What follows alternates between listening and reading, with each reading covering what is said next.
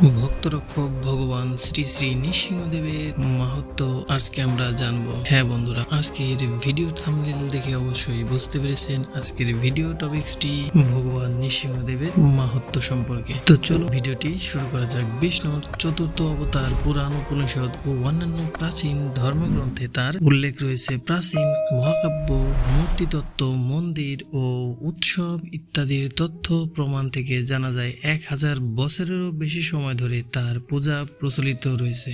ভগবান শ্রী নৃসিংহদেবকে সূর্যের মূর্তি স্বরূপ এবং তার মন্ত্র শত্রু নিধন ও অমঙ্গল দূরীকরণে বিশেষ ফলপ্রসূ। অতীতে শাসক ও যোদ্ধারা ভগবান নৃসিংহদেবের পূজা করতেন। একাধিক পুরাণ গ্রন্থে ভগবান নৃসিংহদেবের উল্লেখ পাওয়া যায়। পুরাণে নৃসিংহদেব সংক্রান্ত মূল উপাখ্যানটি 17টি পাঠান্তর বর্তমান। বিভিন্ন গ্রন্থে ভগবান নৃসিংহদেবের বর্ণনা রয়েছে। তার মধ্যে ভাগবত পুরাণ, সপ্তম স্কন্ধ, অগ্নি পুরাণ, ব্রহ্মাণ্ড পুরাণ, বায়ু পুরাণ, হরিবংশ, ব্রহ্মা পুরাণ, বিষ্ণু ধর্মোত্তর পুরাণ, কুর্ম পুরাণ, মৎস্য পুরাণ, পদ্ম পুরাণ, শিব পুরাণ, লিঙ্গ পুরাণ, স্কন্ধ পুরাণ, বিষ্ণু পুরাণ, মহাভারতেও নৃসিংহ অবতারের একটি সংক্ষিপ্ত বর্ণনা রয়েছে। নৃসিংহ অবতারের কাহিনী হিন্দু পুরাণের অন্যতম গুরুত্বপূর্ণ অধ্যায়। বিষ্ণুর দশম অবতারের মধ্যে এটি চতুর্থ অবতার এবং অত্যন্ত ভয়ঙ্কর ও শক্তিশালী রূপ হিসেবে পরিচিত। এই অবতারের মূল লক্ষ্য ছিল ধর্মের পুনরুদ্ধার এবং ভক্তের রক্ষা।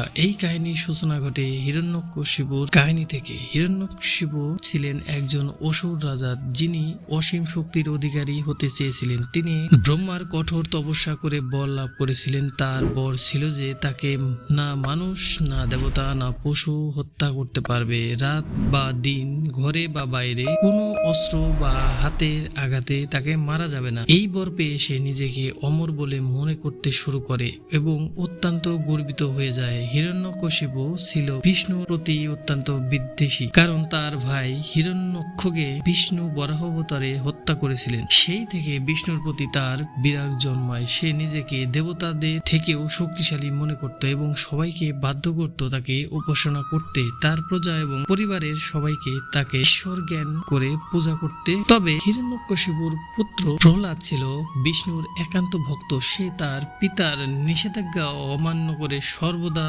বিষ্ণুর নাম জপ করত। প্রহ্লাদের এই বিষ্ণু ভক্তি দেখে হিরণ্যকশিপু ক্রোধান্বিত হয়ে যায় এবং বহুবার তাকে হত্যা করার চেষ্টা করে। কখনো তাকে বিষ খাওয়ানো হয়, কখনো বিষাক্ত সাপের সঙ্গে রাখা হয়, আবার কখনো উচ্চ পর্বত থেকে নিক্ষেপ করা হয়, কিন্তু প্রত্যেকবারই বিষ্ণুর আশীর্বাদে প্রহ্লাদ রক্ষা পায়। হিরণ্যকশিপু অবশেষে তার বোন হোলিকার সাহায্য নেয়। হোলিকা বরপ্রাপ্ত ছিল যে আগুনে সে পুড়বে না। হোলিকা প্রহ্লাদকে কোলে নিয়ে আগুনে বসে, কিন্তু বিষ্ণুর কৃপায় প্রহ্লাদ অক্ষতই থাকে এবং হোলিকা পুড়ে যায়। এতে হিরণ্যকশিপুর ক্রোধ আরো বেড়ে যায়। সে নিজেই প্রহ্লাদকে হত্যা করার সিদ্ধান্ত নেয়। একদিন হিরণ্যকশিপু প্রহ্লাদকে জিজ্ঞাসা করে, তোমার ঈশ্বর কোথায়? প্রহ্লাদ উত্তর দেয়, আমার ঈশ্বর সর্বত্র, তিনি প্রতি কোণায় বিরাজমান। হিরণ্যকশিপু ক্রোধে এক খুঁটি দেখিয়ে বলে, তবে এই খুঁটিতেও আছেন? প্রহ্লাদ সম্মতি জানায়। তখন হিরণ্যকশিপু খুঁটিতে প্রচন্ড আঘাত করে, আর সেই মুহূর্তে খুঁটি থেকে উদ্ভাসিত হন নৃসিংহ, অর্ধমানব অর্ধসিংহ প্রকৃতির ভয়ঙ্কর রূপে। নৃসিংহর রূপ ছিল প্রচন্ড ভয়ঙ্কর। তিনি হিরণ্যকশিপুকে নিজের শক্তিশালী নখ দিয়ে ধরে অর্ধেক ভেতরে এবং অর্ধেক বাইরে সন্ধ্যাকালে তার নখে বসিয়ে হত্যা করেন। বিষ্ণু এই রূপ হিরণ্যকশিপুর বরকে অতিক্রম করে। তিনি ছিলেন না মানুষ, না পশু। সন্ধ্যাকালে ঘর বা বাহিরে সীমারেখায় কোনো অস্ত্র নয়, বরং নখের মাধ্যমে হত্যা করে। হিরণ্যকশিপুকে হত্যা করার পরেও নৃসিংহের ক্রোধ প্রশমিত হয়নি। দেবতারা ভয়ে তার কাছে প্রার্থনা করতে সাহস পায়নি। অবশেষে প্রহ্লাদ বিষ্ণুর স্তব করতে থাকে এবং নৃসিংহ তাকে আশীর্বাদ করেন। প্রহ্লাদকে আশ্বস্ত করে তার রাজ্য শাসনের দায়িত্ব দেন। দেবতারা স্বস্তির নিঃশ্বাস ফেলে এবং নৃসিংহ বিষ্ণুর মূল রূপে প্রত্যাবর্তন করেন। এইভাবে নৃসিংহ অবতারে বিষ্ণু তার ভক্ত প্রহ্লাদের রক্ষা করেন এবং ধর্মের পুনরুদ্ধার করেন।